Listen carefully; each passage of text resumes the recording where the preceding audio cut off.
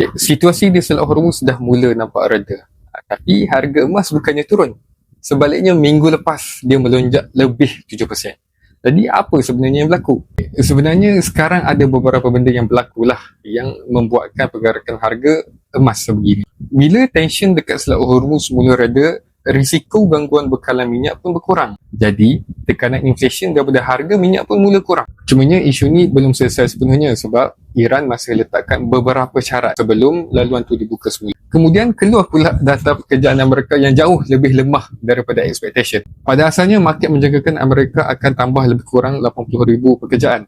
Tapi bila data keluar, mereka sebenarnya kehilangan 23,000 pekerjaan. Jadi market mula fikir yang ekonomi Amerika mungkin semakin perlahan. Dan expectation untuk Fed naikkan interest rate pun berkurang. Bila expectation interest rate turun, US dollar dan bond yield pun turun.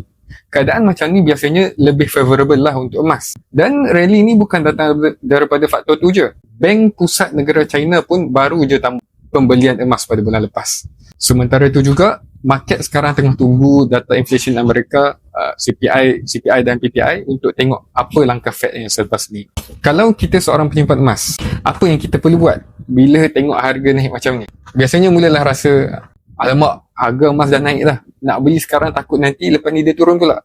Kalau tujuan kita memang untuk menyimpan jangka masa panjang, kita kena bezakan antara nak cari harga paling cantik dengan nak kumpul emas secara konsisten. Sebab kalau harga naik kita tunggu, harga turun pun kita akan tunggu lagi. Sebab kita akan rasa harga mungkin boleh turun dengan lebih rendah. Dan end up kita tak beli pun. Jadi kalau duit tu memang duit lebihan yang kita tak gunakan dalam masa terdekat, teruskan saja simpan ikut kemampuan masing-masing. Sebab sebagai penyimpan, kita bukan cuba predik harga setiap minggu ataupun setiap hari. Kita hanya fokus pada berapa gram emas yang kita boleh tambah.